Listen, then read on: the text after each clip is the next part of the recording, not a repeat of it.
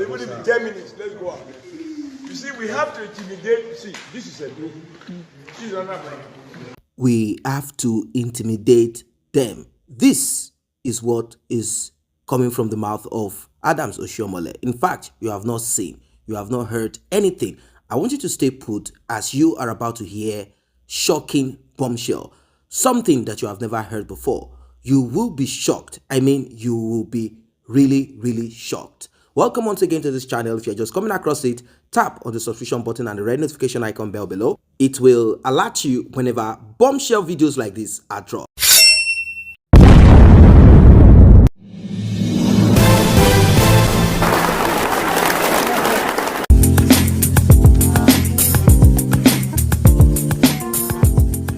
The short clip that you watched, and of course you are going to see the full of it and other videos that has been leaked out. Now, as you all know that during the course of the, in quotes, so-called election, a lot of things started tumbling out back and forth, and you know this channel brought to you the latest of these things, and now there are new bombshell coming out right, left, and center. Like I said, that was Adams Oshiomhole. He thought he had the power to rig, to intimidate, to do havoc in Edo State. And you know what it is? He was actually doing this in favor of Bola Ahmed Tinubu, and he's doing this against Peter Obi and of course Atiku Abubakar PDP. But you all know what happened at the end of the day. You saw the results. Labour Party took over Edo State. You know, you must have heard this slang. Edo no be Lagos. Lagos no be Anambra. Well, let us watch the full video as we are going to see, we are going to hear the full details of what transpired in that room. They started saying to themselves, off camera, because they know what they are about to do. Let's get right into it. Please, before we proceed, like, share this video. It's very important. If you have not followed this channel, tap on the subscription button, like and share this video so YouTube will, give other people the opportunity to watch it. We can help and do better. Yes. Exactly. If it's one voice, it's a minority voice. So that's why I'm concerned about. And even if 10 minutes, let's go out. You see, we have to intimidate. See, this is a group. This is another.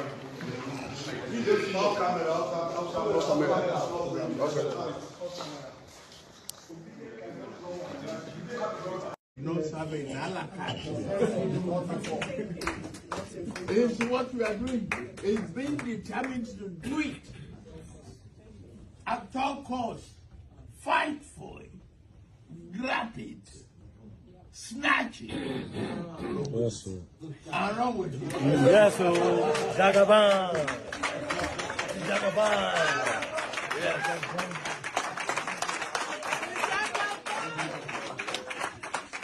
What Oba of Lagos said that we are pushing them to the ocean. Most of these markets that are banning in Lagos, look at it, they are Igbo-dominated markets. Do you get me? In fact, some Yorubas were telling me when I was in Lagos last weekend that it is we, the Northerners, when we are in charge of Lagos as federal capital, that open room for Igbos to come and dominate them. And it's over now. And it's over. All the businesses Igbos are doing, we are going to bring it and do it. Do you get me? That's why Buhari have to sign that Lagos is going to be given special status. We are going to have a kind of semi-regional system. Lagos is going to have special status. It means nobody again will control Lagos. The indigenes of Lagos are the ones that are going to control Lagos. They can form land policies. Do you get me? They may decide to say, you as a Yoruba man in Lagos, you will pay 5,000 naira per annum for a land as Chename rent. Me as a Hausa man, I will pay 10,000 naira. Igbo man will pay 1 million naira. This is why they are heading for. And I'm telling you, after 4 years, at least not we are liberal, but in the Southwest, after 4 years, Igbos can never be useful, relevant again in the Southeast. Wait and see. In fact, the plan of APC is that they are going to make alliance of Northwest economic development. The west has the ocean. Can you hear me? Yes. The north has agricultural produce. Yes. So what they are going to do, the government is going to develop all the agricultural and mineral resources in the north. And then they will put primary industries here.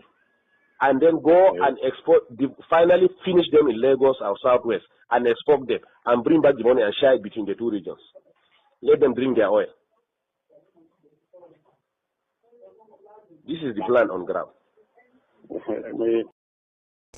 What Oba of Lagos said that we are pushing them to the ocean. Most of these markets that are banning in Lagos, look at it, they are Igbo-dominated markets. You get me? In fact, some Yorubas were telling me when I was in Lagos last weekend that it is we, the Northerners, when we are in charge of Lagos as federal capital, that open room for Igbos to come and dominate them. And it's over now. And it's over. All the businesses Igbos are doing, we are going to bring it and do it. Do you get me? That's why Buhari have to sign that Lagos is going to be given special status. We are going to have a kind of semi-regional system. Lagos is going to have special status. It means nobody again will control Lagos. The indigenes of Lagos are the ones that are going to control Lagos. They can form land policies. Do you get me? They may decide to say, you as a Yoruba man in Lagos, you will pay 5,000 naira per annum for a land as Chename rent. Me as a Hausa man, I will pay 10,000 naira. Igbo man will pay 1 million naira. This is why they are heading for. And I'm telling you, after 4 years, at least north we are liberal, but in the southwest, after 4 years, Igbos can never be useful, relevant again in the southeast. Wait and see. In fact, the plan of APC is that they are going to make alliance of northwest economic development. The west has the ocean. Can you hear me? Yes. The north has agricultural produce. Yes. So what they are going to do, the government is going to develop all the agricultural and mineral resources in the north. And then they will put primary industries here. And then go and export, finally finish them in Lagos or Southwest and export them and bring back the money and share it between the two regions. Let them drink their oil. This is the plan on ground. I don't know if this is as a result of the civil war. The North has not forgotten. According to them, the Southeasterners, Igbos, were the first people who started killing, and the North replied, and that is what resulted into their so-called Aburi Accord and eventually the civil war that claimed a lot of lives. You would have been kind of worried. How is it that both the Nigerian government, I mean the South, West, and the North of Nigeria, together, I'm talking about the army, I'm not talking about citizens or individuals. How is it that they all came together and they forced the Southeasterners, the Igbos, on their knees, Biafrans on their knees? Now, that is not to say that we did not have some handful. When I say handful, I mean they were not as much as those who were forced to be part of that civil war, either by the location that they are in at that time or by the fear that came up at that time. There were Igbos. I'm not saying just Southeasterners that could be from the south side or wherever. There were Igbos that stayed in Lagos, stayed in the southwest, who were against that war. They said, no, this war is total rubbish. We do not want to be part of it. But now, this audio recording that you heard brings us back to those era, those dark times. Yes, it brought us back to it. You know, when you look at it and you kind of listen to that audio, it seems that the plot is to make sure that they kick Igbos out from Lagos State. That's just what it is. Or what can this be? Saying that Lagos State is going to be that metropolitan hub that will be independent of this and that and many other things, and land will be sold at this amount to this.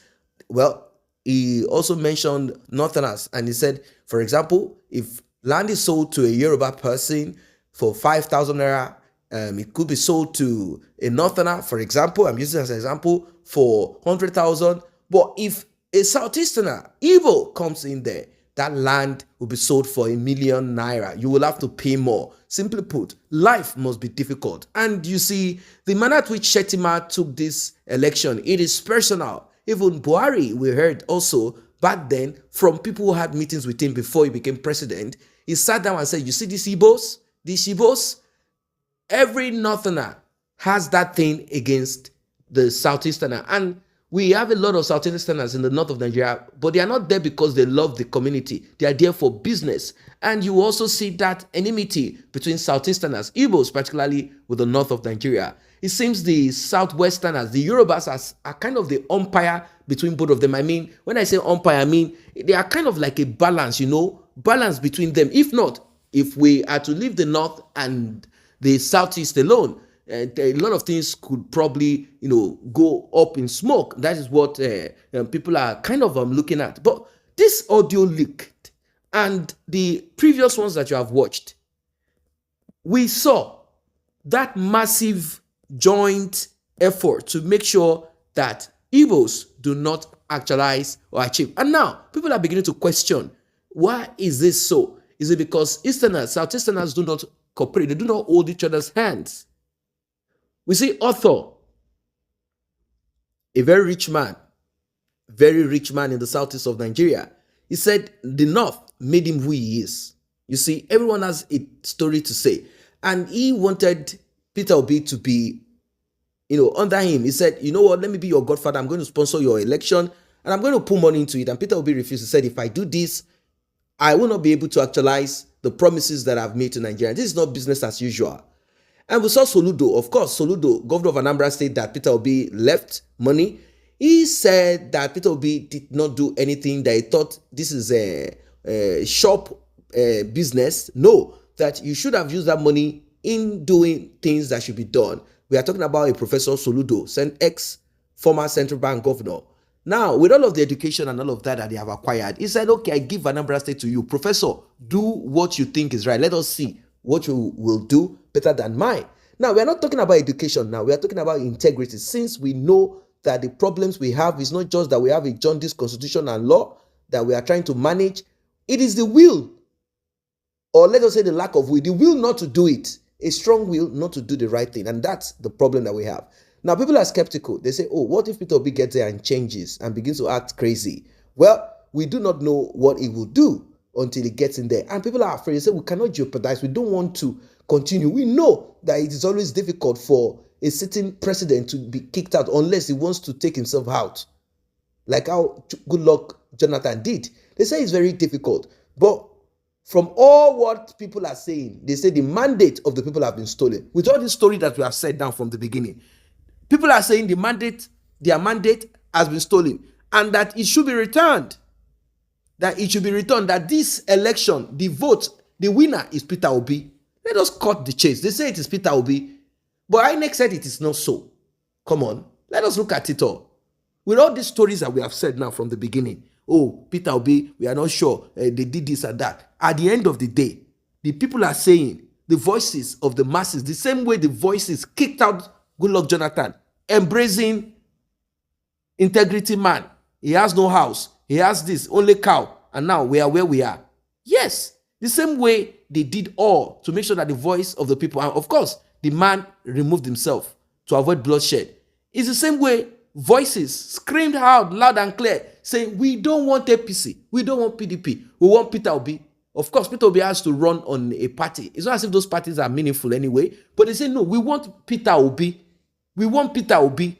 We want Peter Obi. We are tired of these criminal gangs. PDP, APCD, PDP. These are criminals. We don't want anymore. And that's it. The voices of the people are loud and clear. We don't want you people anymore. We don't want anything attached to you people anymore. Of course, we know that Peter Obi came from there. But they saw Peter Obi as someone who has the ability, who has a consciousness, who has a moral value to put things right in Nigeria. Well, what are your thoughts about this one? You heard the voice note, you heard everything. Igbo this, Igbo that, Lagos this and that. We are going to turn this and that. What is going on? Why don't we eventually split this country apart? So everyone can go their separate ways. It will help. It will help. It will help assuage. It will help calm down, kill all of these excesses and tribal issues and sentiment, then people can go to their different parts and part of their whatever and begin to fight ethnic war. Oh, this one is from Ondo State. We are from this and that. We are from Ogun State. Oh, this one say no. This one is an Anambra person. That one say Imo people are nonsense people. This one say go and do that. It is better that way, because what we have on our hands right now, it is good. It's going to be very difficult, because they will blind everybody with tribe, blind everybody with religion. But when they sit down together, they laugh, they smile, and shake hands. Because why?